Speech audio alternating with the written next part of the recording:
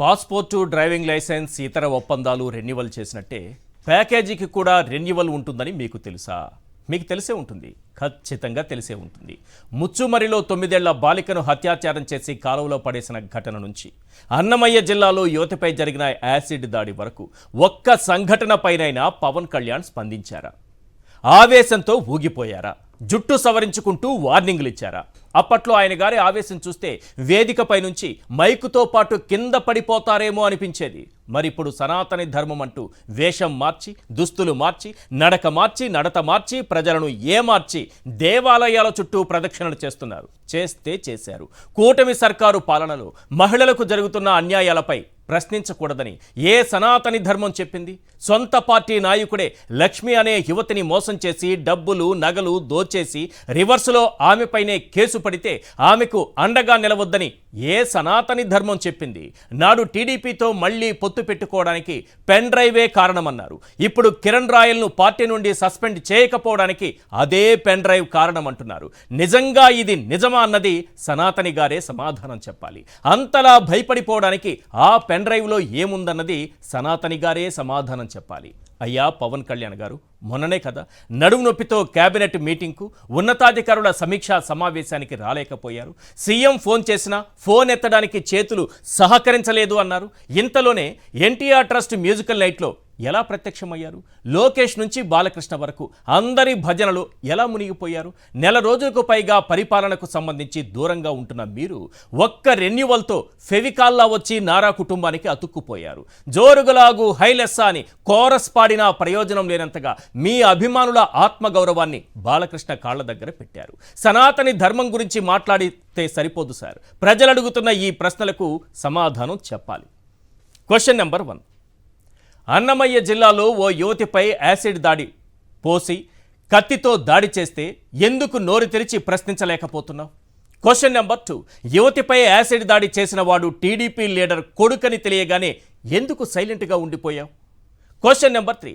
సుగాలి ప్రీతి కేసును టేకప్ చేయలేమని సిబిఐ చేతులెత్తేస్తే సనాతనిగా ఒక్క మాట ఎందుకు మాట్లాడలేకపోతున్నావు? Question number 4.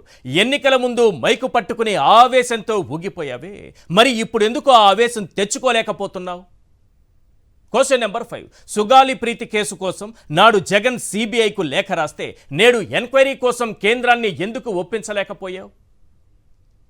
Question number 6. Kiran Royal అరాచకాలకు బలైపోయిన మహిళపైనే రివర్స్ కేసులు పెట్టి వేధిస్తుంటే ఎందుకు స్పందించలేకపోతున్నావు? Question number 7. పెన్ డ్రైవ్ అడ్డు పెట్టుకుని కిరణ్ రాయల్ అరాచకాలకు దిగుతున్నాడని తెలిసినా ఎందుకు నోరు మెదపలేకపోతున్నావు? Question number 8. నీ అభిమానుల్ని సంకరజాతిగాళ్లు అలగా జనమన్న బాలకృష్ణ ప్రాపకం కోసం ఎందుకు పాకులాడుతున్నావు? Question number 9. నా పక్కన కూర్చోవాలంటే చిరంజీవికి అర్హత ఉండాలన్న బాలకృష్ణను సార్ సార్ సార్ అంటూ ఎందుకు కాకాపడుతున్నావు? Question number 10. నాడు లోకేష్ లాంటి దోపిడీదారుడు, అరాచకవాది లేడని చెప్పి నేడు ఫ్యూచర్ లీడర్ అంటూ ఎందుకు భజన చేస్తున్నావు? పవన్ కళ్యాణ్ గారు ఈ 10 ప్రశ్నలకు సమాధానం చెప్పాలి. ఇప్పుడు వస్తున్నటువంటి అనుమానాలు ఏంటంటే, నెల రోజులుగా పరిపాలనకు దూరంగా ఉండి ఇప్పుడు ఒక్కసారిగా ఒక మ్యూజికల్ నైట్లో తేలిపోయి నారా కుటుంబంతో తనకున్నటువంటి ఆ బంధాన్ని చాలా గొప్పదని చెప్పుకుంటూ, సరే ఆ బంధం ఎంత గొప్పదైనా కావచ్చు, పరిపాలన ఎందుకు వదిలేశారు?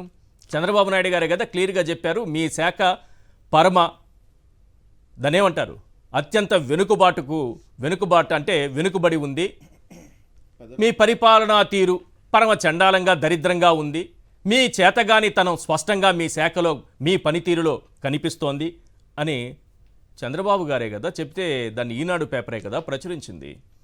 మరి దానిపైన దృష్టి పెట్టకుండా ఇదేంటిది మ్యూజికల్ నైట్లు సరే వెళితే వెళ్ళారు, వేషం ఉంది, సనాతని ధర్మం మనకు ఎలాగూ ఉంది. అయ్యా పవన్ కళ్యాణ్ గారు, 3 ఇన్సిడెంట్లు. తిరుపతిలో లక్ష్మి అనే అమ్మాయిని ఏ విధంగా మీ పార్టీ నాయకుడు కిరణ్ రాయల్ వేధింపులకు గురిచేసి రివర్స్ కేసులు పెడుతూ పెన్ డ్రైవ్ మీద ఉందని బెదిరిస్తూ తిరుగుతుంటే ఎందుకు ఆ కేసుపైన ఇప్పటి వరకు రియాక్ట్ కాలేదు? ఒక మహిళ వీధిని పడి ఏడుస్తూ కన్నీళ్లు పెట్టుకుంటే ఈ రోజు వరకు రియాక్ట్ కాలేదు మీరు. అన్నమయ్య జిల్లాలో టీడీపీ నాయకుడి కుమారుడు ప్రేమికుల రోజున ఒక యువతిపై బలవంతంగా యాసిడ్ తాగించి కత్తితో పొడిచి దాడి చేస్తే ఆ ఘటన పైన ఈ రోజు వరకు మీరు నోరు మెదపలేదు.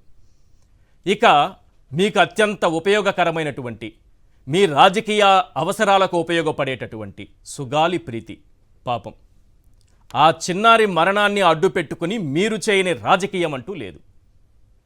2017లో ఆగస్టు 19న ఆ అమ్మాయిని అత్యాచారం చేసి హత్య చేశారని ఈ కేసును సిబిఐకి అప్పగించాలని వారి తల్లిదండ్రులు పోరాటం చేస్తున్నారు. ఇప్పుడు జరిగింది 2017 ఆగస్టు 19న.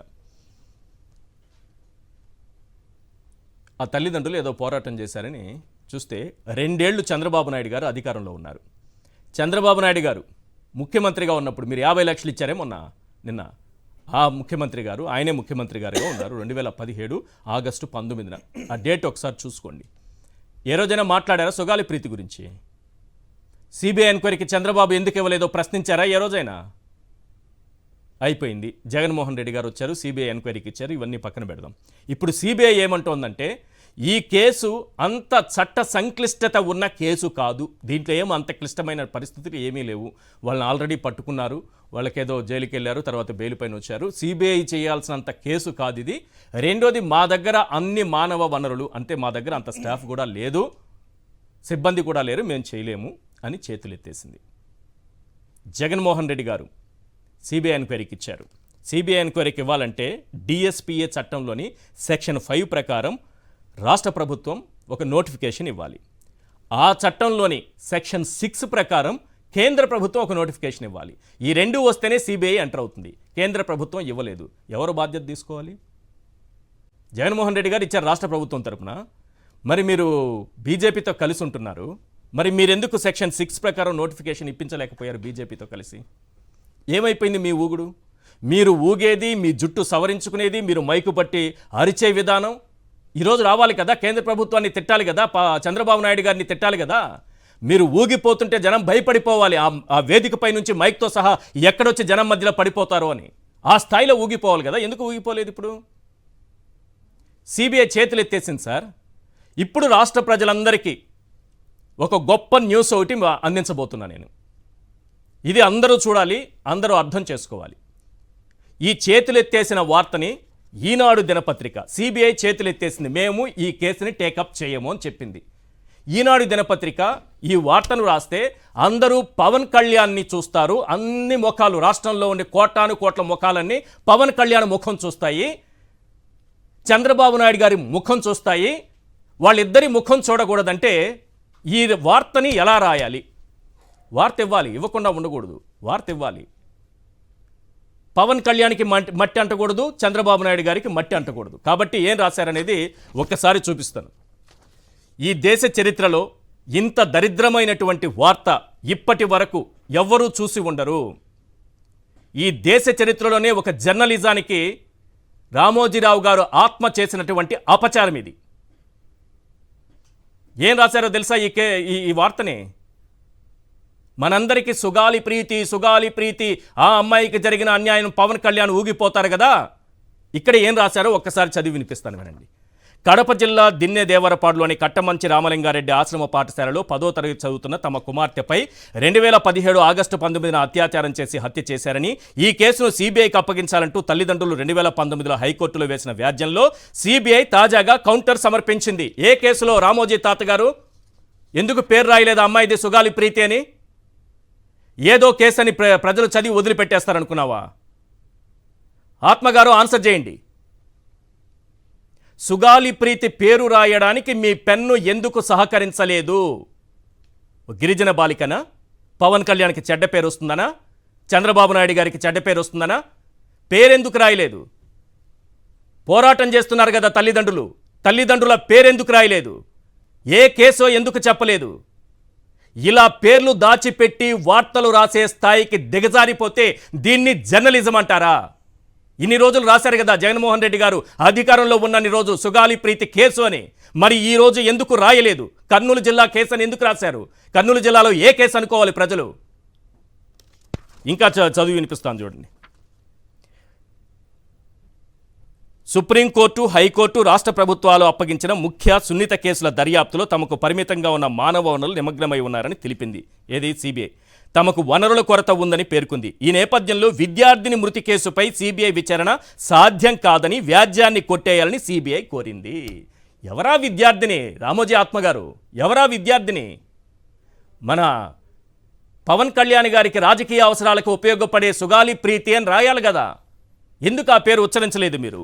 పైగా కింద ఇంకోటి రాశారు మన రామోజీ తాతగారి ఆత్మ, తమ కుమార్తె హత్యాచారం కేసు దర్యాప్తును సిబిఐకి అప్పగించాలని. ఎవరు వాళ్ళు? ఏ కుమార్తె? ఏ తల్లిదండ్రులు? ఎందుకు రాయరు? హైకోర్టులో వ్యాజ్యం వేశాక గత ప్రభుత్వం అంటే జగన్మోహన్ రెడ్డి గారి ప్రభుత్వం రాశారు, ఆత్మ రాసింది చూడండి. డిఎస్పిఈ చట్టంలోని సెక్షన్ 5 ప్రకారం తదనుగుణంగా నోటిఫికేషన్ ఇచ్చిందని తల్లిదండ్రులు హైకోర్టుకు నివేదించారు. తల్లి పార్వతమ్మ గారు, మీరే అమ్మా హైకోర్టుకు నివేదించింది. మీరు కూడా కొన్ని క్వశ్చన్స్కి ఆన్సర్ చేయాలి తల్లి. వెయిట్ చేయండి. రామోజీ తాతయ్య కాదు, చాలామంది ఆన్సర్ చేయాలి ఈ కేసుకు సంబంధించి. ఈ నేపథ్యంలో సిబిఐ ఎస్పీ దీంతో ఈ చట్టంలోని సెక్షన్ 6 ప్రకారం కేంద్రం నోటిఫికేషన్ ఇవ్వకపోవడంతో సిబిఐ విచారణ ప్రారంభించలేదని తల్లిదండ్రులు కోర్టుకెళ్లారు. ఇక్కడ ఎక్కడా కూడా సుగాలి ప్రీతి కేసు అని రామోజీరావు గారు తన వార్తలో తన పేపర్లో ఎక్కడా రాయలేదు. తల్లిదండ్రుల పేర్లు కూడా రాయలేదు. ఒక విద్యార్థిని హత్య సిబిఐకి అడిగారు. అప్పట్లో జగన్మోహన్ గత ప్రభుత్వం నోటిఫికేషన్ ఇచ్చింది, కేంద్ర ప్రభుత్వం ఇవ్వలేదు. కేంద్ర ప్రభుత్వం ఇవ్వలేదంటే ఎవరిని అడగాలి? బీజేపీని అడగాలి. కేంద్ర ప్రభుత్వం ఇవ్వలేదంటే పవన్ కళ్యాణ్ గారిని అడగాలి. ఎందుకు? ఆయనే కదా అంటగాగుతోంది వాళ్ళతో కలిసి ఉంటుంది ఆయనే కదా, మరి ఆయన ఎందుకు అడగరు? ఇప్పుడు పార్వతమ్మ గారు, మీరు ఈ మధ్య మన పవన్ కళ్యాణ్ గారిని డిప్యూటీ సీఎం అయిన తర్వాత వెళ్ళి కలిశారు. పవన్ కళ్యాణ్ గారిని కలిసిన తర్వాత ఆయన హోంమంత్రి గారిని కలవమన్నారు. కలిసిన తర్వాత మీరు బయటకు వచ్చి ప్రస్తుతం మాట్లాడారు. ఏం మాట్లాడారు? నేను మా పవన్ అన్నయ్యని కలిశాను, ఆయన అన్నయ్య గారు మనకి హోంమంత్రి గారిని కలవమన్నారని చెప్పారు. హోంమంత్రి గారిని కలిసిన తర్వాత జగన్మోహన్ రెడ్డి గారి ప్రభుత్వం మమ్మల్ని చాలా వేధించిందని మీరు చెప్పారు ఆ సందర్భంలో. సరే, అది ఏం వేధించింది ఏంటనేది ప్రజలు లేకపోతే ఇప్పుడున్నటువంటి ప్రభుత్వం మీకు న్యాయం చేయగలిగితే ఆ వేధింపుల నుంచి ఓకే. కానీ జగన్మోహన్ రెడ్డి గారి ప్రభుత్వం మీకు ఏం చేసిందనేది పాయింట్ నెంబర్ 1. మీకు ఈ కేసును సిబిఐకి అప్పగిస్తూ నోటిఫికేషన్ ఇచ్చింది. పాయింట్ నెంబర్ 2, 8 లక్షల నగదు మీ కుటుంబానికి అందజేసింది. పాయింట్ నెంబర్ 3, 5 సెంట్ల ఇంటి స్థలం ఇచ్చింది. ఇది కాకుండా ఒక 5 ఎకరాల పొలం, వ్యవసాయ పొలం భూమి మీకు ఇచ్చింది. ఇది కాకుండా మీ భర్త గారికి ఉద్యోగం ఇచ్చింది. పవన్ కళ్యాణ్ గారు ఏం చేశారు? చంద్రబాబు నాయుడు గారి ప్రభుత్వం ఏం చేసింది? సిబిఐ ఎంక్వైరీ వేయించారా? కనీసం వాళ్ళు వేశారా? ఇప్పుడు వాళ్ళ గవర్నమెంటే కదా, కనీసం దాన్ని వేయించగలిగారా? లేదు. ఈ సహాయం 2 ఏళ్ల పాటు పరిపాలించిన చంద్రబాబు ఏమన్నా మీ కుటుంబానికి చేసిందా? లేదు. ఇప్పుడు మీరు చాలా ప్రధానమైనటువంటిది, రామోజీరావు గారు ఎందుకు మీ కుమార్తె పేరు ఉచ్చరించడానికి కూడా ఇష్టపడలేదు? ఫస్ట్ రామోజీరావు గారి మీద మీరు పోరాటం చేయాలి. ఆ అమ్మాయి పేరు ఎందుకు పలకడానికి కూడా ఆయన ఇష్టపడలేదు. పవన్ కళ్యాణ్ బీజేపీతో ఉండి ఎందుకు మాట్లాడలేదు? వాళ్ళతో మాట్లాడి ఎందుకు నోటిఫికేషన్ ఇప్పించలేదు సిబిఐ ఎంక్వైరీకి సంబంధించి? చంద్రబాబు ఎందుకు సిబిఐ ఎంక్వైరీకి సంబంధించి ఎందుకు కనీసం ఇనిషియేటివ్ తీసుకోలేదు? 2017-19 మధ్య కనీసం రూపాయి ఇచ్చారా? జగన్మోహన్ రెడ్డి గారు ఇచ్చారు కదా, ఇప్పుడు ఏమేమి ఇచ్చారో మీకు చెప్పాను. ఇందులో ఒకవేళ ఇవ్వకపోతే మీరు మళ్ళీ ప్రెస్ మీట్ పెట్టి ఇది ఇవ్వలేదు, మాకు ఇవి రాలేదు, అట్లా ప్రచారం చేసుకున్నారని ఒకవేళ చెప్పగలిగితే చూడండి, ఓకేనా? ఎందుకంటే నాకు తెలిసినంత వరకు ఇవి వచ్చాయని తెలిసింది. ఒకవేళ లేకపోతే చెప్పండి ఇట్లా రాలేదు అని చెప్పండి. తర్వాత ఇదే వార్తని ఆంధ్రజ్యోతి కూడా మీ కుమార్తె పేరు పెట్టకుండానే రాశారు. అంటే ఈ కేసుని పూర్తిగా మట్టితో కప్పేయాలని ఒక కుట్ర చేసినటువంటిది ఎల్లో మీడియా.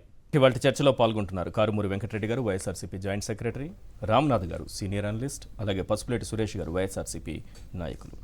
కారుమూరి వెంకటరెడ్డి గారు, రాష్ట్రంలో మహిళల పట్ల జరుగుతున్నటువంటి ఈ అన్యాయాలు, అరాచకాలు ఇన్ని జరుగుతూ ఉంటే సనాతని ధర్మం ఏమన్నా ప్రశ్నించకూడదు అని ఏమన్నా చెబుతుందా? ఆ ధర్మంలో ఏమైనా ఉందా? ఎందుకంటే ప్రతి ఒక్కరికి అదే అనుమానం కలుగుతోంది.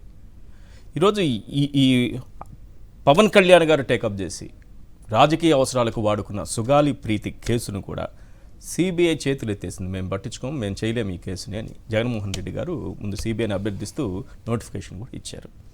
మరి దీనిపైన కూడా ఎందుకు మాట్లాడరు?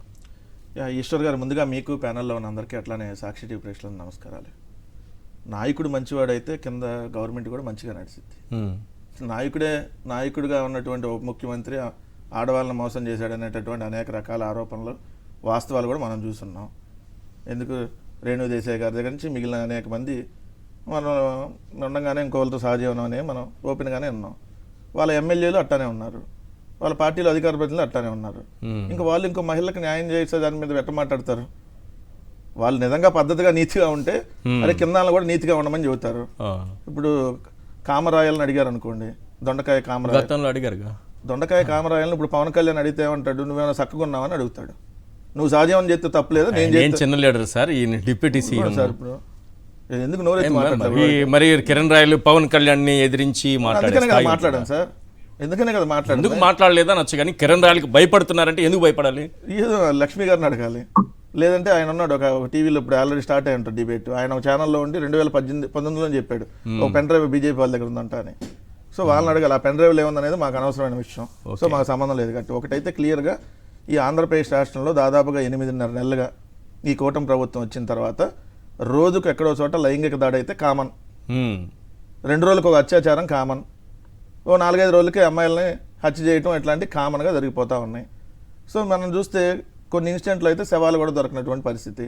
మచ్చుమర్రిలో, నంద్యాల జిల్లా మచ్చుమర్రిలో 9 ఏళ్ల వాసంతి అనేటటువంటి బాలిక ఏదైతే స్కూల్కి వెళ్ళి వస్తా ఉంటే ఆ అమ్మాయిని అత్యాచారం చేసి హత్య చేస్తే, ఆ హత్య చేసినటువంటి వాళ్ళ వెనక తెలుగుదేశం పార్టీలో ఒకడు ఉన్నాడని చెప్పి సో వాళ్ళని తప్పించేశారు. ఒకళ్ళైతే లాకప్ డెత్ కూడా జరిగినట్టు. సో ఇప్పటి వరకు శవం దొరకల. మొన్న చూస్తే ఏదైతే తాడిపత్రి జిల్లా తాడిపత్రి టౌన్లో 35వ వార్డుకి చెందినటువంటి నాగమునిమ్మ అనేటటువంటి మహిళని మీ కూతుర్ని పంపించన్నాడు విఆర్ఓ చంద్రశేఖర్. నీకు రేషన్ కార్డు కావాలంటే నీ కూతుర్ని పంపించన్నాడు. ఈ విఆర్ఓ ఎవరి శాఖ కింద వస్తుంది? ఈ విఆర్ఓ అనే వాళ్ళు ఎవరి శాఖ కింద వస్తారు? పవన్ కళ్యాణ్ గారి శాఖ కిందే కదా, పంచాయతీరాజ్ శాఖ కింద. అంటే పంచాయతీరాజ్ శాఖ కింద వాళ్ళ ఎంప్లాయీ, అంటే పవన్ కళ్యాణ్ గారి మంత్రిత్వ శాఖకు సంబంధించినటువంటి ఎంప్లాయీ ఏదైతే రేషన్ కార్డు కావాలంటే నీ కూతురు నా దగ్గర పంపించన్నాడు. ఇంతకంటే దిక్కుమాలిన పరిస్థితి ఏ రాష్ట్రంలోనే ఉంటుందా? మడకసిర సిఐ రాగిరి రామయ్య, గాయత్రి అనేటువంటి మహిళ బంధువులు గొడవకు సంబంధించి స్టేషన్కి వెళ్తే నువ్వు ఖాళీగానే ఉన్నావుగా వచ్చేసే అంటున్నాడు. ఏ చెప్పుతో కొట్టాలి వీళ్ళందరినీ? ఎక్కడైనా హోంమంత్రి గారు మాట్లాడిన దాఖలాలు ఉన్నాయా? అన్నమయ్య జిల్లాలో మొన్నటి మనం చూస్తే గణేష్ అనేటటువంటి తెలుగుదేశం పార్టీ నాయకుడు కుమారుడు, మురళి తెలుగుదేశం పార్టీ నాయకుడు, వాళ్ళ కుమారుడు డైరెక్ట్గా అమ్మాయిని యాసిడ్ దాగిపించి ఆ అమ్మాయి మీద హత్యాయత్నం చేసినటువంటి పరిస్థితి కత్తితో. సో ఇట్లా కోకొల్లలో కాకినాడ రూరల్ జనసేన మండల అధ్యక్షుడు అంటే పంతం నానాజీ ఎమ్మెల్యే, రూరల్ మండల అధ్యక్షుడు బండారు మురళి అనే అతను, ఇంకొక అతను నాని జనసేన నాయకుడు, నడికుదురు ఎన్ఆర్జీఎస్ ఫీల్డ్ అసిస్టెంట్ని వేధింపులకు గురి చేస్తే ఆ అమ్మాయి ఆత్మహత్యాయత్నం చేసుకుంది. ఆత్మహత్యాయత్నం చేసుకున్న పరిస్థితి. ఇట్లాంటి ఇన్సిడెంట్లు కోకొల్లలు జరుగుతూ ఉన్నాయి. కానీ ఎక్కడన్నా కనీసం హోంమంత్రి కానీ డీజీపీ కానీ ఈ రాష్ట్రంలో నేను సనాతన ధర్మము అసలు అమ్మాయిలకు రక్షణగా నేను ఉంటా అని చెప్పి పోస్కోలు కబుర్లు చెప్పి నీ పవన్ కళ్యాణ్ కానీ ఎక్కడన్నా వచ్చి దాని మీద ఖండించారా? ఒక్క దాడి మీద కనీసం ఖండించిన దాఖలాలు ఉన్నాయా? వీళ్ళు న్యాయం ఎటు చేయరు, తప్పు జరుగుతుంది అక్కడ యాక్షన్ తీసుకోండి అని చెప్పి కనీసం నోట్లోంచి మాట వచ్చిన దాఖలాలు ఉన్నాయా? ఈ ఇన్సిడెంట్ జరుగుతుంటే హోంమంత్రి అనిత గారు ఇక్కడ ఎన్టీఆర్ ట్రస్ట్ ఫంక్షన్ విజయవాడలో జరిగింది కదా, తమన్ మ్యూజిక్ నైట్ నడుస్తూ ఉంటే అక్కడ అసలు మ్యూజిక్ ఎంజాయ్ చేస్తా ఉన్నారు. పవన్ కళ్యాణ్ యాసిడ్ దాడి సీఎం వెళ్ళారు, డీసీఎం వెళ్ళారు, వెళ్తారు సార్, మంత్రి లోకేష్ వెళ్ళారు, దానికి వెళ్తారు. చెబుతున్నా ఇన్ని ఇన్సిడెంట్లు జరిగితే ఎక్కడైనా మాట్లాడినటువంటి దాఖలాలు ఉన్నాయా? సో ఎక్కడ స్పందించకపోగా ఇప్పుడు సుగాలి ప్రీతి అంశం అసలు అంశం ఎప్పుడు జరిగింది? పవన్ కళ్యాణ్ గారు చంద్రబాబు నాయుడు గారితో గవర్నమెంట్లో కలిసి ఉన్నప్పుడు జరిగింది. 2017 ఆగస్టు 19వ తారీఖున కర్నూలు జిల్లా తెలుగుదేశం పార్టీ నాయకుడు, sir note this point, Telugu Desam party నాయకుడు కట్టమంచి రామలింగారెడ్డి స్కూలుకు సంబంధించి ఆ స్కూలులో ఆ అమ్మాయి ఆత్మహత్య చేసుకుందని చెప్పి తల్లిదండ్రులకు ఫోన్ వచ్చింది. తల్లిదండ్రులు వెళ్ళేటప్పటికి ఆ అమ్మాయి ఫ్యాన్ కురేసినట్టుగా చూపించారు. కింద కాళ్ళు ఆన్ ఉన్నాయి నేలకి, ఫ్యాన్ కురేస్తే కింద నేలకు కాళ్ళు ఆనవు కదా. సో ఏమన్నా పోస్ట్ మార్టం తీసుకెళ్తే ఏదైతే జన్నాంగాల్లో వీర్య కణాలు ఉన్నాయని పోస్ట్ మార్టంలో క్లియర్ రిపోర్ట్ వచ్చింది. అప్పుడు పెద్ద ఎత్తున దాని మీద అమ్మాయికి న్యాయం జరగాలి, ఆ దోషులకు శిక్ష పడాలని చెప్పి పెద్ద ఎత్తున గొడవ చేస్తే ఏదో తూతూ మంత్రంగా ఆ కరస్పాండెంట్ వాళ్ళని ఎవరికి అరెస్ట్ చేసినట్టు చేశారు. ఆ కేసును మొత్తం నీరుగార్చారు. ఆ రోజు నోరెత్తి మాట్లాడా పవన్ కళ్యాణ్? 2017లో నోరెత్తల. ఏది సుగాలి ప్రీతిబాయ్ అనే గిరిజన విద్యార్థిని అత్యాచారం చేసి కిరాతకంగా హత్య చేస్తే ఎక్కడ నోరెత్తి మాట్లాడలేదు. 2017 మాట్లాడలా, 18 మాట్లాడలా, 19 మాట్లాడలా. జగన్మోహన్ రెడ్డి గారు రాగానే నోరు మామూలే లెగవల పొలి కేకలు పెట్టింది. అసలు నిద్దట్లో అదే పవన్ కళ్యాణ్, పడుకోక ముందు అదే, తెల్లారి బ్రష్ చేసేటప్పుడు అదే, మధ్యాహ్నం లంచ్ చేసేటప్పుడు అదే, సుగాలి ప్రీతి గారికి న్యాయం చేయాలి, సుగాలి ప్రీతి గారికి న్యాయం చేయాలి. ఏమయ్యా మరి 2019 అంటే 2020 అదేదో జగన్మోహన్ రెడ్డి గారు ఏదో దీనికి అసలు ఇన్సిడెంట్ కే జగన్మోహన్ రెడ్డి గారు కారణమైనట్టు ఏదో మాట్లాడతారు. 2020 జనవరిలో నువ్వు బీజేపీతో పొత్తు పెట్టుకున్నావు. నోట్ చేసి సార్, 2020 జనవరిలో పొత్తు పెట్టుకున్నావు. కేంద్రంలో అధికారంలో ఉంది వాళ్ళు. అవును, మరి కేంద్రంలో హోంశాఖ మంత్రిగా అమిత్ షా గారు ఉన్నారు. నువ్వు నిలబడమంటే ఆయన నిలబడతాడు, అటు కొద్దిగా తిరిగి ఫేస్ అంటే అటు తిప్పుతాడు. నువ్వే చెప్తావు కదా నాకు అంత పెద్ద పరిచయాలు ఉన్నాయని. మరి 2020, 21, 22, 23, 24 ఇన్ని సంవత్సరాలుగా నువ్వు బీజేపీతో పొత్తులోనే ఉన్నావు. ఇప్పుడైతే అధికారంలో కూడా పంచుకుంటున్నారు మీరు, ఏది ఎన్డీఏ కూటమిలో. మొన్నదాకా పొత్తులో ఉన్నారు పార్టీ పరంగా. మరి ఒక్కరోజు అని వెళ్ళి ఇక్కడ మాట్లాడావా? కానీ అమ్మాయి మదర్ చెప్తుంది పవన్ అన్నయ్య బాగా చాలా దగ్గర తీసుకొని ఆయన లేకపోతే అసలు లేదని. ఇప్పుడు మీరు 5 ఏళ్ళు ఏం చేశారు చెప్పండి. కాదు సార్, ఒక మాట నేను మీరు 5 ఏళ్ళు ఏం చేశారు చెప్తాను సార్. 2020 మేము వచ్చింది అధికారంలో 2019, ఇమీడియట్గా 2020లో రాష్ట్ర ప్రభుత్వం అంటే జగన్మోహన్ రెడ్డి గారి ప్రభుత్వం సిబిఐకి లేఖ రాసింది, దీన్ని సిబిఐ ఎంక్వైరీ చేయండి అని చెప్పి. అంటే మేము వచ్చిన ఇమీడియట్గా 1 ఇయర్లోనే దాని మీద మేము యాక్షన్ తీసుకోవడం జరిగింది. ఎందుకు ఇక్కడ లోకల్ దర్యాప్తు సంస్థకి తప్పితే, ఎందుకంటే తెలుగుదేశం నాయకుడికి సంబంధించి ఉంది కాబట్టి. పేరెంట్స్ కూడా రెండో తెలుగుదేశం పార్టీ నాయకుడికి సంబంధించి ఉంటే వీళ్ళే మళ్ళీ రేపొద్దున ఆరోపణ చేస్తారు కావాలని, ఏదైతే ఉల్టా జగన్మోహన్ రెడ్డి గారి మీద. సో మేము సిబిఐ ఎంక్వైరీ వాళ్ళు అడిగారు, అడిగిన మేర తల్లిదండ్రుల కోరిక మేరకి ఆల్రెడీ రాష్ట్ర ప్రభుత్వం కూడా సిబిఐ ఎంక్వైరీకి అడిగింది. మరి సిబిఐ రావట్లా, రానప్పుడు కేంద్రంలో పొత్తులో ఉన్న నువ్వు సిబిఐ దగ్గరికి వెళ్ళి మెట్లు గడిగో, లేదంటే సనాతన ట్రస్ట్ చెప్పులు వేసుకొని వెళ్ళు, సిబిఐ దగ్గరికి వెళ్ళి అక్కడన్నా దీక్ష చేసో, లేదంటే క్రాఫిట్ అనుకోనో ఏదో ఒకటి చేసుకొని రావాలి కదా. అది రాలా. అది కేంద్ర ప్రభుత్వం నోటిఫికేషన్ ఇవ్వాలి సార్. సార్ కేంద్ర ప్రభుత్వం నోటిఫికేషన్, రాష్ట్ర ప్రభుత్వం ఇచ్చిన తర్వాత కేంద్ర ప్రభుత్వం కూడా ఒక నోటిఫికేషన్ ఇస్తే వెంటనే వస్తుంది సిబిఐ. రాష్ట్ర ప్రభుత్వం నోటిఫికేషన్ ఇచ్చి సిబిఐకి రమ్మని అడిగినప్పుడు కేంద్ర ప్రభుత్వం దానికి ఇచ్చి ఓకే అంటే ఇమీడియట్ గా సిబిఐ ప్రొసీడ్ అయ్యింది. ఒక 2 రోజులు అటు ఇటుగా రావాలి. కానీ మరి కేంద్ర ప్రభుత్వాన్ని ఎందుకు అడగల? కేంద్ర ప్రభుత్వం నేను ఏ రోజు అడిగినట్టు దాడకలేదు. కానీ సుగాలి ప్రీతి గారికి న్యాయం చేయాలి, జగన్మోహన్ రెడ్డి గారు దీంట్లో ఉన్నాడు, అసలు ఏదో జగన్మోహన్ రెడ్డి గారు జయించినట్టుగా సార్ ఎంత నీచంగా తయారై మాట్లాడాడంటే సార్, 100 సార్లు ఎత్తాడు ఆ టాపిక్. నోరు తెరిస్తే పెద్ద పెద్ద కేకలు, ఊగిపోయి కింద పడిపోయి ఏమన్నా అయిపోతాడేమన్నా కోణంలో ఊగిపోయి పెద్ద పెద్ద కేకలే సరిసాడు కదా. మరి ఇప్పుడు ఇదే సిబిఐ మీరు ప్రభుత్వంలో ఉండగా రాష్ట్ర హైకోర్టుకి మేము రామని చెప్పింది, కరాఖండిగా మేము రాము అని చెప్పింది. ఇప్పుడు మరి మెట్లు కడిగి న్యాయం చేయాలి కదా. సిబిఐ మెట్లు కడిగి వాళ్ళ తల్లిదండ్రులు కాళ్ళు పట్టుకొని క్షమాపణ కోరు. అప్పుడన్నా కొద్దిగా నీకు సిగ్గు వస్తుంది. ఎందుకంటే రాజకీయంగా వాడుకున్నావు కదా, నీకు అందరినీ నిజ జీవితంలో వాడుకోవడం అలవాటే, రాజకీయ జీవితంలో వాడుకోవడం అలవాటే, నీ పార్టీకి అలవాటే, నీ నాయకులకు అలవాటే, అందరికి ఇదే తీరు. అసలు వీళ్ళు మనిషి ఇంకా అనకూడదు కానీ సార్ ఎంత నీచంగా ప్రవర్తిస్తాడు. ఈనాడు రాసింది కదా, ఆంధ్రజ్యోతి కూడా ఇద్దరు అనుకోని ఏం పెట్టాలి హెడ్డింగ్ అని ఇద్దరు మాట్లాడుకొని కిరణ్ ఈ కేసు చట్ట సంక్లిష్టత ఉన్నది కాదు సార్, ఈ కేసు చట్ట సంక్లిష్టత ఉన్నది కాదు, కేసులో చట్టపరంగా సంక్లిష్టత లేదు. రెండో హెడ్డింగ్ సార్, విద్యార్థిని మృతిపై సిబిఐ విచారణ అవసరం లేదు. అబ్బో సేమ్, విద్యార్థిని మృతిపై సిబిఐ విచారణ సాధ్యం కాదు, అక్కడ అవసరం లేదు, సాధ్యం కదా. అయిపోయింది. 2017 నాటి కేసులో హైకోర్టులో సిబిఐ కౌంటర్, హైకోర్టులో కౌంటర్. దీంతో ఏ కేసు, ఈశ్వర్ గారి కేసా, వెంకటరెడ్డి కేసా, ఎవరి కేసు? పవన్ కళ్యాణ్ ఏమన్నా వేలాలకు సంబంధించిన కేసా? 2017లో 10వ తరగతి విద్యార్థిని మృతి, ఏ విద్యార్థిని, అలా పేరేంది, దేనికి సంబంధించిన కేసు? ఇంత దుర్మార్గంగా జర్నలిజం ఉందా ఎప్పుడన్నా? జర్నలిజం అంటారా సార్? ఈశ్వర్ గారు, మీరు జర్నలిజం అనేది ఉంటే వాళ్ళ దగ్గర జర్నలిజం అనేది చేస్తుంటే దుర్మార్గంగా ఉందా మామూలుగా ఉందా మాట్లాడొచ్చు. రాజకీయ వ్యభిచారం చేస్తుంటే ఏం మాట్లాడాలి దాని గురించి? జర్నలిజం ముసుగులో రాజకీయ వ్యభిచారం చేసేస్తుంటే జర్నలిజం ఉందా లేదా అని అసలు మనం క్వశ్చన్ అడిగేది. మీరు కిరణ్ అడుగుతున్నారు, కిరణ్ కి ఏం సంబంధం? వాళ్ళ నాన్న చేసింది పెట్టిన పేపర్ కదా ఇది. అదే సార్, అంటే అప్పుడు వాళ్ళ నాన్న చెప్పింది ఇలా అనిపించట్లా, సొంతంగా పొద్దున్నే టీలో చెప్పారు కదా హైకోర్టుకి చెప్పారు, తెలంగాణ హైకోర్టు చెప్పారు మాకేం సంబంధం లేదు మా నాన్న చేసిన పాపాలకి. కాదు సార్, ఎవరు మా తండ్రి చేసిన పాపాలకి, అన్యాయాలకి, అక్రమాలకి, దోపిడీకి, దొంగతనాలకి, అవినీతికి కర్మ సిద్ధాంతం అంటే ఇట్లానే అందరి మీద తప్పుడు రాతలు రాసి ఇట్లానే అందరిని వేధిస్తే ఆఖరికి అందరిని దొంగలంటే నీ కొడుకే నిన్ను దొంగ అని చెప్పాడు డైరెక్ట్ కోర్టులో. నీ కొడుకే, అదే కదా సార్, నీ కొడుకే, నీ సంబంధం లేదన్నారు. సంబంధం లేదు కదా సార్, మా నాన్న అవినీతి చేస్తే నాకేం సంబంధం, మా నాన్న అదేంటి మా నాన్న అక్రమంగా డిపాజిట్లు మా నాన్న సేకరిస్తే నాకేం సంబంధం, సో మా నాన్న చచ్చిపోయాడు కాబట్టి కొట్టేయని అంటున్నాడు. అంటే క్లియర్గా అర్థం కావట్లేదు అక్కడ. సో ఎంత దుర్మార్గంగా ఉన్నారని. సో ఈ పవన్ కళ్యాణ్ గారు ఇప్పుడు ఏది మీద మాట్లాడాడు సార్, ఈ మాట్లాడాలి అంటే మాట్లాడిచ్చాలి ఎవరన్నా, అదే అంటే ఎవరు మాట్లాడిచ్చాలి, వాళ్ళ దత్త తండ్రి సీఎం గారు మాట్లాడిచ్చాలి. ఆయన చెప్తే ఈయన మాట్లాడతాడు, ఆయన రాసిస్తే దాన్ని కొద్దిగా 2-3 సార్లు చదువుకొని పెద్దగా అరుస్తా ఊగిపోతా మాట్లాడతాడు. అదొకటి ఉంది ఆర్ట్ మళ్ళీ. సో అప్పటిదాకా మాట్లాడడం రైట్. రామ్నాథ్ గారు, పవన్ కళ్యాణ్ గారికి చంద్రబాబు నాయుడు గారి మీద, లోకేష్ మీద, బాలకృష్ణ మీద ఉన్న ప్రేమ ఒకవేళ ఉంటే ఉండండి, వాళ్ళ మధ్య గ్యాప్ ఉందని వాళ్ళే ప్రచారం చేసుకున్నారు, పేపర్లో వార్తలు రాయించుకున్నారు, ఉంటే ఉంది, మళ్ళీ వచ్చి ఆయన ప్రదర్శించారు ఆ ప్రేమని. కానీ మహిళల పైన ఇన్ని ఘటనలు జరుగుతుంటే ఒక్క ఇన్సిడెంట్ పైన కూడా గతంలో ఊగిపోయినట్టుగా ఎందుకు ఊగిపోవడం లేదు?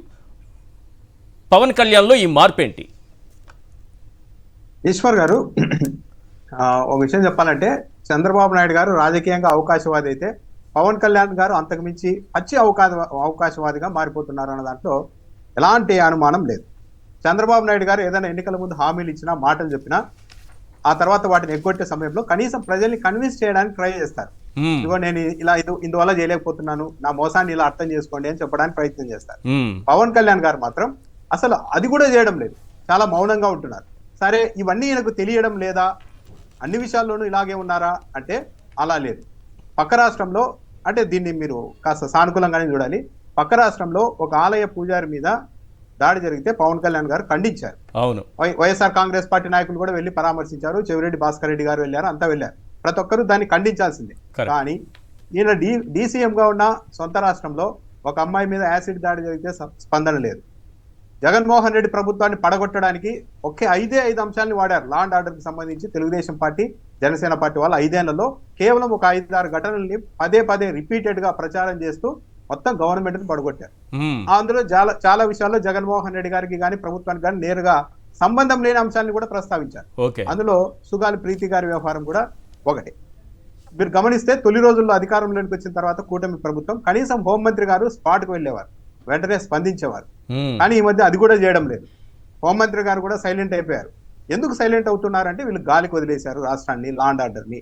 మనం స్పందిస్తే దాని మీద ఇంకా పెద్ద ఎత్తున డిబేట్ జరుగుతోంది, దానివల్ల ఇంకా పెద్ద రచ్చ అవుతోంది. కాబట్టి మనం స్పందించకుండా కామ్గా ఉంటే, మాకేమీ తెలియదు అన్నట్టుగా ఉంటే 2 రోజులు అవతల వాళ్ళు అరిచేసి కామ్ అయిపోతారు, ఒంటి చేత్తో ఎక్కువ రోజులు చప్పట్లు కొట్టలేరు అన్న నిర్ధారణతో వీళ్ళంతా ఉన్నట్టుగా ఉంది. పవన్ కళ్యాణ్ గారు కూడా అదే పరిస్థితుల్లో పనిచేస్తూ ఉన్నారు. పవన్ కళ్యాణ్ గారు ఎలాంటి వ్యక్తి అంటే, ఇప్పుడు జగన్మోహన్ రెడ్డి హయాంలో ఇదే కేసులు విపరీతంగా ప్రచారం చేశారు. ప్రతి ఒక్కరికి తెలుసు ఇది జగన్మోహన్ రెడ్డి హయాంలో జరగలేదు అని. కానీ పవన్ కళ్యాణ్ గారు ఎందుకు స్పందించడం లేదు అన్నప్పుడు ఆయన మనస్తత్వాన్ని కూడా ఒకసారి మనం పరిశీలన చేసుకోవాలి. అధికారంలోకి వచ్చిన తొలి రోజుల్లోనే ఒక మీటింగ్ లో పవన్ కళ్యాణ్ గారు ఒక లైన్ అన్నారు, చాలా కీలకమైన లైన్. అదేంటంటే, అధికారంలోనికి రావడం కోసం అనేక పోరాటాలు చేసి అధికారంలోనికి రావడం వేరు, అధికారంలోనికి వచ్చిన తర్వాత వేరు అని మాట్లాడారు. ఒక రకం ఆయన ఒక మాట అంటే, మేము అధికారంలోనికి రావడం కోసం ఎన్ని పచ్చి అబద్ధాలైనా చెప్తాం, ఏ పోరాటమైనా చేస్తాం, కానీ అధికారంలోనికి వచ్చిన తర్వాత అంతే నిజాయితీగా ఉంటాం అని మీరు అనుకోవడం తప్పు అన్నది పవన్ కళ్యాణ్ గారి ఉద్దేశం. పవన్ కళ్యాణ్ గారి మనస్తత్వం చూస్తే ఆయన కేవలం అధికారం కోసమే పనిచేస్తున్నారు అన్నది కూడా చాలా క్లియర్ గా అర్థమవుతుంది. గతంలో ఇదే తెలుగుదేశం పార్టీ కార్యాలయం నుంచి నాకు పరిటాల రవి గుండు కొట్టించారని ప్రచారం మొదలుపెట్టిందే టీడీపీ కేంద్ర కార్యాలయం అన్నారు. మళ్ళీ ఆ పార్టీతో కలిసి నా ఎంట ఉన్న వాళ్ళని, నా సామాజిక వర్గం వాళ్ళని బాలకృష్ణ అలగా జనం అంటున్నారు అని ఆగ్రహించిన పవన్ కళ్యాణ్ ఇక ఇంకా నన్ను బాలయ్య అని పిలువు అని బాలకృష్ణ అంటున్నా కూడా నాకు మనసు రావడం లేదు, ఆయన అంటే నాకు అపారమైన గౌరవం, సార్ అని పిలవాలనిపిస్తోంది అంటూ మాట్లాడారు.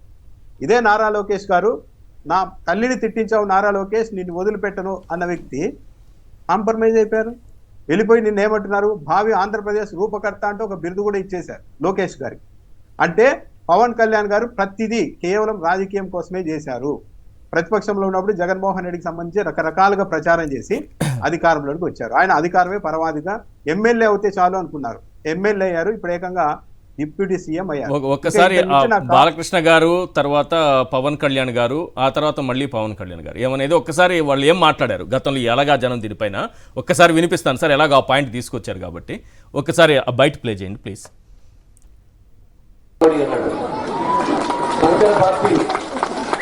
అంటే ఒక తోక లేదు, ఒక తొండం లేదు, అలాగా బాగా చదువు వెంటేసుకుని తిరుగుతున్న పార్టీలన్నీ చూస్తున్నాం మనం.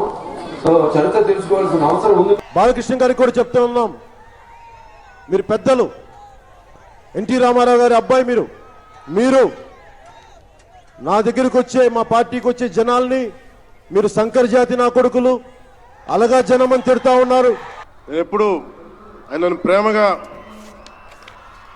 బాలయ్య అని పిలువంటారు, కానీ నాకు ఆయన ఎప్పుడు సార్ అనే పిలువాలనిపిస్తుంది. నాకు ఆయన మీద నాకు అపారమైన గౌరవం.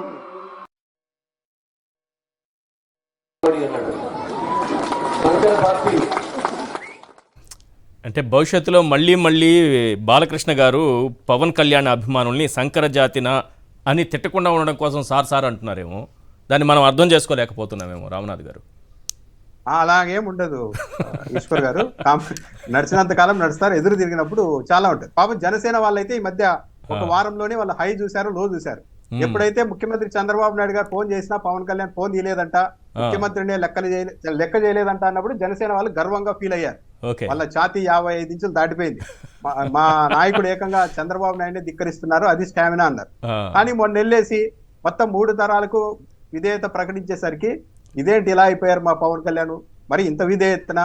ఇంకో విషయం, గతంలో కొద్ది రోజుల క్రితం ఈ డిప్యూటీ సీఎం దాని మీద చర్చ నడిచినప్పుడు మరి నారా లోకేష్ గారికి చంద్రబాబు నాయుడికే గారు కాదు, మీ మనముడికి కూడా మేము కృతజ్ఞులుగా ఉంటామని చెప్పదలుచుకున్నారేమో కానీ నారా లోకేష్ కుమారుడు చెస్ లో ఒకటి సాధిస్తే నెల రోజుల తర్వాత ట్వీట్ చేశారు పవన్ కళ్యాణ్ గారు.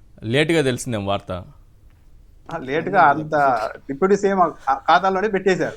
అంటే మేము అన్ని తరాలకు మీకు విధేయులుగా ఉంటాము అనేది. అయితే ఒక్కటి మాత్రం నిజం ఈశ్వర్ గారు, డిప్యూటీ సీఎం గా పవన్ కళ్యాణ్ గారికి మంత్రి పదవి నాదెండ్ల మనోహర్ గారికి వచ్చినందుకు వాళ్ళు ఆనందంగా ఉన్నారేమో కానీ ఇప్పుడు జనసేనలోనే మానసికంగా 2 విభజనలు ఉన్నాయి. పవన్ కళ్యాణ్ నాదెండ్ల మనోహర్ లాంటి వాళ్ళు ఒకరైతే, మామూలు జనసేన కార్యకర్తలు నాయకులు వీళ్ళంతా ఎవరు కూడా సంతోషంగా లేరు. నెక్స్ట్ టైం ఇదే పవన్ కళ్యాణ్ ఇదే చంద్రబాబు నాయుడు అంతా కలిసి వచ్చినా సరే క్షేత్ర స్థాయిలో జనసేన పార్టీ నాయకులైతే కార్యకర్తలైతే సహకరించేందుకు వాళ్ళు ఏ మాత్రం సిద్ధంగా లేదు. మేము మోసపోయామన్న కేటగిరీలో వాళ్ళు ఉన్నారు తొలి ఫేజ్ లో. కాబట్టి ఇదంతా ఏంటంటే జస్ట్ పవన్ కళ్యాణ్ గారు పచ్చి అవకాశవాద రాజకీయాలు చేశారన్నది స్పష్టంగా అర్థమవుతుంది. సార్ ఇది ఈనాడు పేపర్ గురించి ఏమైనా చెప్తారా సార్? ఇట్లా రాయడం ఏంటి వార్త? సుగాలి ప్రీతి పేరు అది తెలుగుదేశం పార్టీ కార్యాలయం నుంచి వచ్చిందో లేకుంటే జనసేన రెండిట్లో ఉంది సార్, రెండిట్లో ఉంది. ఆంధ్రజ్యోతి ఈనాడు ఒకే రకంగా ఉన్నాయి. ఇప్పుడు మామూలుగా సబ్ ఎడిటర్లు జస్ట్ సేమ్ ఉంటే బాగోదని చెప్పి కాపీని అటు ఇటు ఎడిట్ చేసి మళ్ళీ దాన్ని పెట్టుకుంటుంటారు.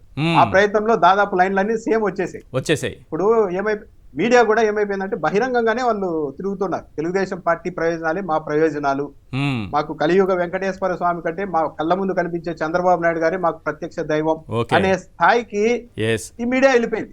కాబట్టి ఇంకా అలాగే రాస్తారు వాళ్ళు. ఇంకా వాళ్ళ నుంచి అంతకు మించి కూడా మనం అంచనా వేయడం ఆశించడం కూడా తప్పేనేమో.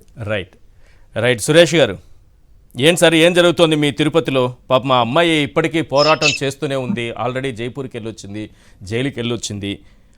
మీ పైన కూడా ఏదో కేసు పెట్టినట్టున్నారు కిరణ్ రాయల్ గారు. అవును సార్, నా మీద కూడా ఒకటి నమోదైంది. మీ పైన ఏంటి? మీరేమన్నా ఆయన చేతిలో ఉన్న పెన్ డ్రైవ్ కొట్టేశారా? పైన వచ్చినటువంటి కథనాలన్నిటికీ కూడా సూత్రధారిని నేనే అన్నట్టు, ఆయన ఫోటోలన్నిటినీ మార్పింగ్ చేసినట్టు, ఆయన వీడియోల్ని నేనే తయారు చేసినట్టు నా మీద ఫిర్యాదు చేశారు. అది without my concern and proper investigation FIR కూడా రాత్రి అయిపోయింది. మిమ్మల్ని ఎంక్వైరీ చేయలేదు, ఏం క్వశ్చన్ చేయలేదు పోలీసులు? కనీసం నా ఎక్స్ప్లెనేషన్ కూడా తీసుకోలేదు, నన్ను సంప్రదించడం కూడా లేదు. నేరుగా అది ఎఫ్ఐఆర్ అయిన తర్వాత తెలిసింది మనకి ఈ విధంగా కేసు రిజిస్టర్ చేశారని చెప్పేసి. అయితే ఇక్కడ బాధితురాలు డైరెక్ట్ గా అన్ని కూడా వదిలి భయం, ఒక పక్క ఎవరు కూడా సహాయం లేదు, ఆవిడ ఒక సింగిల్ ఉమెన్, 2 పిల్లలతో ఒక బాధితురాలు ఈ సమాజంలో బయటకు వచ్చి నా మీద ఇంత అన్యాయం జరుగుతుంది, నన్ను ఈ విధంగా హింసిస్తున్నారు, నన్ను వేధిస్తున్నారని ఆవిడ ఆర్తనాదాలు చేస్తుంటే ఎక్కడ కూడా వ్యవస్థలు ఒక్కరు కూడా ఆవిడికి సహకరించకపోగా తిరిగి ఈ అధికారంలో ఉన్నటువంటి ఈ కూటమి ప్రభుత్వం ఆవిడని భయభ్రాంతులకు గురి చేసి ఆవిడ ఎక్కడ కూడా నోరు మెదపకూడదు. మొన్న ఆవిడ చెప్పినట్టుగా ఎక్కడ కూడా ఇప్పుడు పై స్థాయిలో నేరుగా జనసేన పార్టీ అధ్యక్షులు, రాష్ట్రానికి ఉప ముఖ్యమంత్రిగా ఉన్నటువంటి వ్యక్తి పైనే సదరు కిరణ్ రాయల్ అనేటువంటి వ్యక్తి పెన్ డ్రైవ్ తో బ్లాక్ మెయిల్ చేస్తున్నాడని చెప్పారు. వాస్తవం మేము అలాంటి వ్యవహారాలు బయటకు రాకూడదని రాజస్థాన్ నుంచి నేరుగా, జైపూర్ నుంచి నేరుగా పోలీసులు అసలు ఏ మాత్రం కూడా ప్రొసీజర్స్ ని ఫాలో కాకుండా నేరుగా ఆవిడ ప్రెస్ క్లబ్ నిర్వహిస్తున్నటువంటి మీడియా సమావేశం నిర్వహిస్తున్నటువంటి చోటుకే వచ్చి ఎటువంటి నోటీసులు లేకుండా స్థానిక పోలీసులను సంప్రదించకుండా నేరుగా వచ్చి ఆవిడని కస్టడీలో తీసుకోవడం చూస్తుంటే పక్క రాష్ట్రం నుంచి అంత హడావుడిగా విమానాల్లో పోలీసులు రావడం, దేశంలో మరి ఏ కేసు కూడా ఇంత తీవ్రత చూపించారో లేదో అయితే నాకైతే తెలియదు, కానీ ఈ రకంగా ప్రవర్తించారు. మనం ముఖ్యంగా మీరు ఈ ఇందాక మీరు చెప్తూ సుగాలి ప్రీతి గారి కేసుని మీరు చెప్పారు సార్. నేనేమంటానంటే ఇక్కడ పవన్ కళ్యాణ్ గారు సుగాలి ప్రీతి అనేటువంటి ఒక ఘటనని ఆయన రాజకీయ లబ్ధికి ఉపయోగించుకున్నాడు తప్ప ఎక్కడ కూడా దీంట్లో లోతుగా ఆయన న్యాయం కోసం కట్టుబడి చిత్తశుద్ధితో పనిచేసినట్టు ఎక్కడ ఇది సుగాలి ప్రీతి కేసు. ఇక్కడ కిరణ్ రాయల విషయంలో యాక్షన్ తీసుకోకపోవడానికి కారణం ఏంటి? ఇప్పుడు ఆమె చెప్తున్నట్టు, లక్ష్మి చెప్తున్నట్టు ఏదన్నా నిజంగానే పెన్ డ్రైవ్ ఉందా? అది మీరేమన్నా కొట్టేశారా? మీ పైన కేసు పెట్టడం కిరణ్ రాయలు ఏంటి కారణం? నాకు అది డౌట్ ఉంది మొదటి నుంచి. అంటే ఆయన ఎలాగంటే సార్ ఇక్కడ ఇప్పుడు మరేమో ఆ పెన్ డ్రైవ్ లో ఏముందో కానీ నాకు కూడా అందరితో పాటు కుతూహలంగా ఉంది. ఏం చేశారు అంటే ఒక డిప్యూటీ సీఎం లాంటి వ్యక్తిది డేటాని అందులో దాచుకున్నారంటే అది కూడా ఇప్పటిది కాదు, ఎప్పటి నుంచో. అంటే దానిలో ఎన్ని సమాచారాలు ఉన్నాయో అది అంటే కొత్తగా వచ్చిన ఇష్యూ కాదు ఇది. పెన్ డ్రైవ్ అనేది కొత్తగా వచ్చిన ఇష్యూ కాదు. గతంలో బీజేపీ దగ్గర ఉందని, చంద్రబాబు నాయుడు గారి దగ్గర ఉందని. సరే, రాజకీయాల్లో ఇట్లాంటి విమర్శలు ఉంటాయి, ఒకవేళ ఉంటాయి సార్, వాస్తవం కూడా కాకపోవచ్చు. నేనే చెప్తున్నాను కదా, అందులో వాస్తవం ఉండకపోవచ్చు. కానీ కిరణ్ రాయల్ లాంటి వ్యక్తులు కూడా దాన్ని వాడేస్తూ ఉంటే ముందేమో నన్ను అనుమానం వస్తుంది. ఇందులో వాస్తవానికి చాలా దగ్గర ఉన్నాయి సార్. ఎందుకంటే మీరు గమనించినట్లయితే ఈ ఎపిసోడ్ లో జరిగినటువంటి సన్నివేశాలు మీరు ఒకసారి లోతుగా పరిశీలించండి. అబ్దుల్ గని అనే ఒక A3 ఒక ముద్దాయితో ఫోన్ లో మాట్లాడించాడు కిరణ్ రాయల్, ప్రెస్ కాన్ఫరెన్స్ నిర్వహించి. అతను A3 ఈ కేసులో ఏదైతే జైపూర్ కేసులో ఉందా, అవును, ఆ అబ్దుల్ గని అనే అతను గతంలో పవన్ కళ్యాణ్ కి హెల్పర్ గా వర్క్ చేశాడు. పవన్ కళ్యాణ్ గారికి హెల్పర్ గా పనిచేసినటువంటి వ్యక్తి అబ్దుల్ గని. ఓకే. మరి అతను కిరణ్ రాయల్ అనుచరుడు ఇక్కడ తిరుపతిలో. మరి ఇప్పుడు పెన్ డ్రైవ్ గురించి వాస్తవానికి దగ్గరగా ఉన్నట్ల అతని దగ్గర పని చేశాడు కాబట్టి అతను ఏమైనా కొట్టేశాడనా? పవన్ కళ్యాణ్ గారి దగ్గర పని చేస్తూ అక్కడ జరిగేటువంటి లోగుట్టునంతటిని కూడా ఎవరైతే ఈ అబ్దుల్ గని ఉన్నాడో అతను నేరుగా అతని అనుచరుడు, యువరాజు అనుచరుడు, కిరణ్ రాయల్ అనుచరుడు. సమాచారం ఎక్కడి నుంచి ఎక్కడికి వచ్చింది అనేది ఇక్కడ క్లియర్ కట్ గా మనకు తెలిసిపోతుంది. సో మీరు అబ్దుల్ గని పవన్ కళ్యాణ్ గారితో సన్నిహితంగా ఉన్న ఫోటోలు చూడొచ్చు, విజువల్స్ చూడొచ్చు. అదే అబ్దుల్ గని కిరణ్ రాయల్ తో బెంగళూరు స్టార్ హోటళ్లలో తిరిగే వ్యవహారాలు చూడొచ్చు, ఫోటోలు చూడొచ్చు. ఇవన్నీ కూడా చాలా స్పష్టం అవుతున్నాయి ఇక్కడ ఆధారాలు మనకి. కానీ మీరు ఇక్కడ ఇంకా గమనించాల్సిన విషయం ఏంటంటే, జానీ మాస్టర్ పైన వెంటనే 1-2 రోజుల్లో చర్యలు తీసుకొని ఇప్పటి వరకు జనసేన అని చెప్పుకోవట్లేదు జానీ గారు, జానీ మాస్టర్ గారు. జనసేన అని చెప్పుకుంటున్నారా ఆ రోజు సంఘటన నుంచి ఇప్పటి వరకు? లేదు. మరి ఇదే వ్యక్తి ఎన్ని డిబేట్ లో కూర్చుంటున్నారు, ఎన్ని పత్రికలకు ఎక్కుతున్నారు, ఎన్ని స్టేట్మెంట్లు ఇస్తున్నారు, ఏమని స్టేట్మెంట్ ఇస్తున్నారు? జనసేన నేత, తిరుపతి ఇన్ఛార్జ్, జనసేన లీడర్ మరి ఇస్తున్నారు. పత్రికా ప్రకటన ఇచ్చింది కార్యక్రమాలకు దూరంగా ఉన్నాయి, పార్టీకి దూరంగా ఉన్నామని. ఉండట్లేదు ఆయన. దీన్ని తిరిగి పార్టీ కార్యాలయం స్పందించాలా లేదా? మరి ఇప్పుడు పవన్ కళ్యాణ్ గారి పట్లనే ఈ విధంగా వచ్చింది, మరి దానికి స్పందించాలా లేదా? స్పందించలేదు. మరి గతంలో ఎలక్షన్ సమయంలో ఒక కీలక అంశాన్ని మీరు చూడాలి ఈశ్వర్ గారు. ఎలక్షన్ సమయంలో తిరుపతిలో ఏం జరిగిందంటే, ఇదే వ్యక్తి ఇప్పుడు ఎవరైతే ఎమ్మెల్యేగా ఉన్నారో, తిరుపతి ఎమ్మెల్యేగా గెలిచినటువంటి ఆరణి శ్రీనివాసులు గారు అభ్యర్థిత్వం ఖరారైనప్పుడు ఆరణి గో బ్యాక్ అని బ్యానర్లు వేశారు తిరుపతి నగరం మొత్తం. వేశారు. క్రమశిక్షణ చిత్తూరు వ్యక్తి కదా, ఇక్కడికి ఎందుకు వస్తున్నారని వేశారు. ఎవరు వేశారు? కిరణ్ రాయల్ గారు వేశారు. ఒక పార్టీ అధ్యక్షులు తీసుకున్నటువంటి నిర్ణయాన్ని, పార్టీ అధ్యక్షులు ఖరారు చేసినటువంటి అభ్యర్థిని ఇక్కడ ఉన్నటువంటి కింది స్థాయి వ్యక్తి వ్యతిరేకించడం అనేది ఎంత ధైర్య సాహసాలతో కూడుకున్నటువంటి పని. కరెక్ట్. అది కూడా పార్టీకి ఎంత చెడ్డ పేరు వస్తుంది. ఎలక్షన్ సమయంలో అంత వ్యతిరేకత తీసుకొచ్చేటువంటి కార్యక్రమమా కాదా అది? అవును. ఆరణి గో బ్యాక్ అని ప్రతి కోడలిలో ఓటింగ్లు పెట్టారు సార్. Right right. మరి అప్పుడు చర్యలు తీసుకోలేదు. అప్పటి నుంచి ఇప్పటి వరకు చూస్తుంటే ప్రతి ఒక్కటి కూడా ఇక్కడ మనకి స్పష్టంగా అర్థమవుతుంది. అంటే ఏదో మతలబు జరుగుతోంది. రైట్.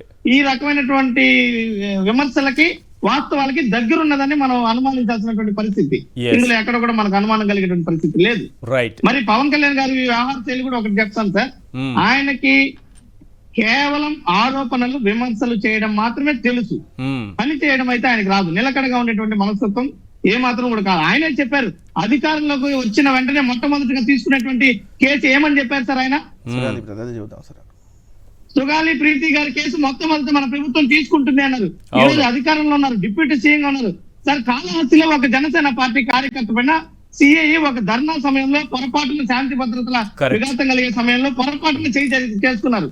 ఎక్కడున్నారు పవన్ కళ్యాణ్ గారు? అప్పుడు హుటాహుటిన తిరుపతికి వచ్చారు. హుటాహుటిన అప్పటికప్పుడు మా కార్యకర్తనే చేసుకుంటారా అని చెప్పి తిరుపతికి వచ్చినటువంటి పవన్ కళ్యాణ్ గారు మరి ఈ రోజు రాష్ట్రంలో ఇన్ని దౌర్జన్యాలు, ఇన్ని అరాచకాలు, దమనకాండలు జరుగుతుంటే నిన్నటికి నిన్న యాసిడ్ దాడి, మొన్నటికి మొన్న తిరుపతి జిల్లా వడమాలపేటలో చిన్నారి దారుణ హత్య, సత్యసాయి జిల్లా హిందూపురంలో ఘటన, కాకినాడలో ఘటన. మరి వీరి ఎమ్మెల్యే తాలూకు అనుచరులే ఉద్యోగుల్ని, ఫీల్డ్ అసిస్టెంట్ ని పక్కలోకి రమ్మంటున్నారు.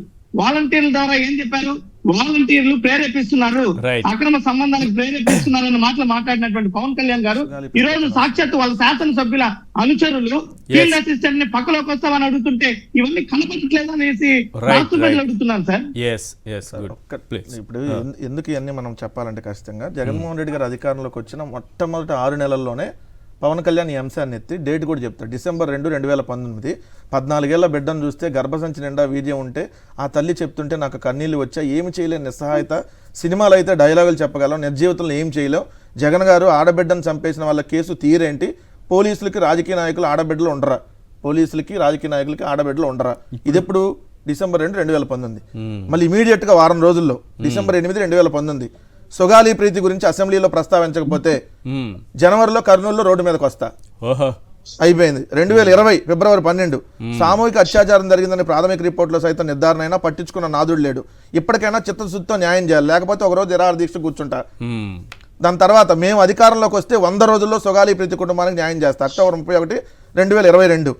సార్ ఎన్నికల ప్రచారంలో చూడండి, ఏప్రిల్ 10 రోజుల్లో ఇప్పుడు ఇదేంటి 2022లో అక్టోబర్ 31 మేము అధికారంలోకి వస్తే 100 రోజుల్లోనే సుగాలి ప్రీతి కుటుంబానికి న్యాయం చేస్తా. సినిమా వాల్ పోస్టర్ 100 పోయింది, 200 పోయింది, 250 రోజులు కూడా దాటింది. ఇక్కడ సుగాలి ప్రీతి 14 ఏళ్ల బిడ్డని స్కూల్కి వెళ్తే 10 మంది నాశనం చేస్తే దాన్ని ఎవడో పట్టించుకోరా. ఏప్రిల్ 15, 2024 ఎన్నికల ప్రచారంలో చూడండి సార్ ఎంత దారుణం అంటే ఇట్లాంటివన్నీ మాట్లాడితే. కానీ జగన్మోహన్ రెడ్డి గారు పెద్ద మనసుతో 2021లో ఇదిగోండి సార్ వాళ్ళ తల్లిదండ్రుల దగ్గరకు అక్కడికే నేరుగా వెళ్ళి జగన్మోహన్ రెడ్డి గారి ప్రభుత్వం ఒకసారి ఫోటో ఒకసారి చూపించండి. ఆ కర్నూలు జిల్లా ప్రజలు, రాష్ట్ర ప్రజలు, ఆ ఫ్యామిలీ మెంబర్స్ అందరూ కూడా ఒకసారి చూస్తే బాగుంటుంది. సుగాలి ప్రీతి కుటుంబానికి వైఎస్ జగన్ ప్రభుత్వ సాయం, మదరై పార్వతమ్మ గారు చూడండి ప్రభుత్వ సాయం. దాంట్లో చూడండి సార్ జగన్ గారి హయాంలో 2021లో ప్రీతి తల్లిదండ్రులకు 8 లక్షల నగదుతో పాటు 5 ఎకరాల పొలం, 5 సెంట్ల ఇంటి స్థలం మంజూరు. ప్రీతి తండ్రికి ప్రభుత్వ ఉద్యోగం.